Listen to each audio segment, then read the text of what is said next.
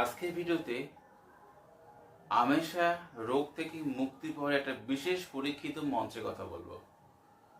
আমাশা দুই প্রকার হতে পারে, রক্ত আমাশা বা সাদা আমাশা।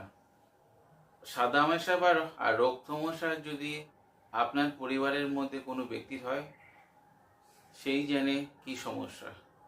তার দিনে অন্তত 4 বার পায়খানা করতে হয়, রক্ত পড়ে, আবার কখনো আম ভাব দেখা যায়।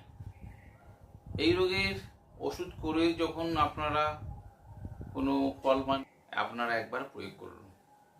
এছাড়া আপনি যদি তন্ত্রমন্ত্র বা গুণিনগিরি কাজ শিখছেন, তাহলে বলবো এই মন্ত্রটা আপনি একবার কণ্ঠস্থ করে রাখেন, আপনার যে কোনো সময়ে কাজে আসতে পারে।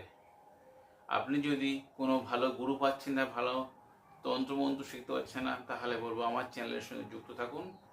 ভবিষ্যতে আপনিও একজন কবিরাজ বা গুণিন হতে পারবেন। ভিডিওয় একটি মন্ত্র আছে, সেই মন্ত্র শুভ দিন দেখে মুখস্থ করলে কাজ হবে। ছোট্ট একটি মন্ত্র, এর সঙ্গে আপনাদের সংগ্রহ করতে হবে 15বার মূল। আমি ভিডিওয় ছবি দেবো।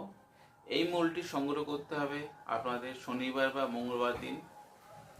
আপনার যদি সাদা আমাশা হয়, তাহলে আপনাদের সংগ্রহ করতে হবে সাদা পাতলা সুতো।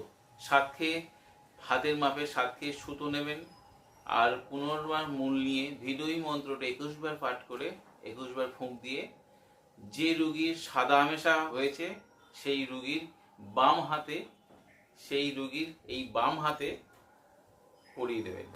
আর যে রুগীর রক্ত আমাশা হয়েছে, সেম মন্ত্র, তবে লাল সুতো দিয়ে আপনার এই ডান হাতে এই কবজির এখানে বাঁধতে হবে, ডান হাতে কবজি এখানে বাঁধতে হবে। মন্ত্রটি 21বার পাঠ করে 21বার ফুঁক দিয়ে গুরুর শরণ নিয়ে শনিবার দিন সকালবেলা আপনাদের করতে হবে।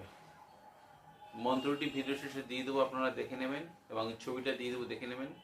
আপনাদের যদি এই ভিডিওদের উপকারে আসে, আপনাদের বন্ধু বান্ধব বা সোশ্যাল মিডিয়ায় শেয়ার দিতে ভুলবেন না। আজ বন্ধুরা এই পর্যন্ত, দেখা হবে আগামী পর্বে। ততক্ষণ সবাই সুস্থ থাকুন, ভালো থাকুন। জয় মা তারা, জয় মা কামাখ্যা, জয় গুরু বামদেব। নমস্কার বন্ধুরা।